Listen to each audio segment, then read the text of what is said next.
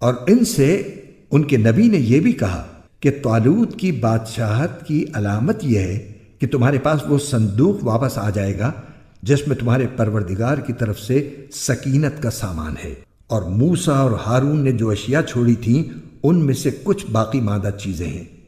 اسے فرشتے اٹھائے ہوئے لائیں گے۔ اگر تم مومن ہو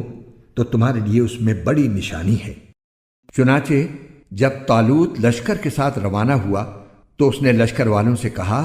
کہ اللہ ایک دریا کے ذریعے تمہارا امتحان لینے والا ہے۔ جو شخص اس دریا سے پانی پیے گا وہ میرا آدمی نہیں ہوگا،